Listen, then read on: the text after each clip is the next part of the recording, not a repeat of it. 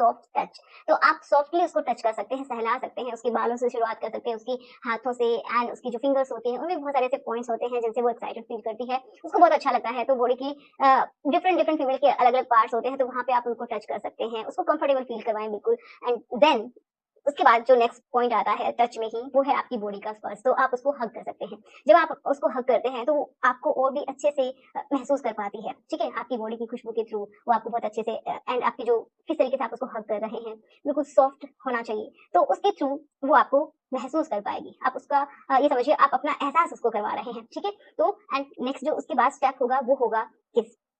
तो वो पॉइंट्स जहाँ पे फीमेल सबसे ज्यादा एक्साइटेड फील करती है वहां पे आप किस कर सकते हैं, लेकिन शुरुआत में ही ऐसा नहीं है कि वो अनकंफर्टेबल हो जाए। शुरुआत में आप बिल्कुल उसके फोरहेड से शुरू कर सकते हैं, एंड उसके जो हॉट पॉइंट्स होते हैं, उनकी फिंगर्स होती हैं, उनके हाथ होते हैं, नेवल होती है, तो उनके जितने भी हॉट पॉइंट्स है ना, वहां पे आप उनको सॉफ्टली टच करेंगे, सहलाएंगे, एंड देन आप किस कर सकते हैं। एंड लिप्स, तो इस तरीके से आप धीरे धीरे किस करेंगे। ऐसा नहीं है कि रफली आप शुरुआत में जा रहे हैं तो जिसकी वजह से वो अनकंफर्टेबल भी हो जाती है।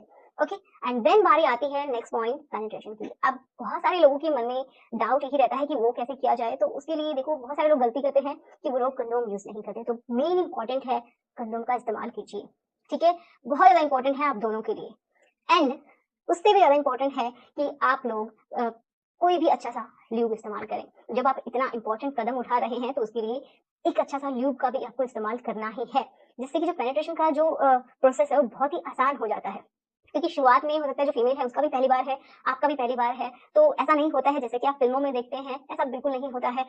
तो बहुत ही नॉर्मल तरीके से आपको करना है, बिल्कुल रफ नहीं होना चाहिए। अगर उसको तकलीफ हो रही है तो थोड़ा देर रुकना है, उससे बात करना है, उसको कंफर्टेबल फील करवाना है, देन आपको पेनिट्रेशन का प्रोसेस करना है। लेकिन इसमें दो चीजें इस्तेमाल करना बहुत ज्यादा जरूरी है, ठीक है। अब बात आती है कि आपका पेनिट्रेशन हो गया है तो कि क्या पहली बार में ही आपको ऑर्गेज़म फील होगा?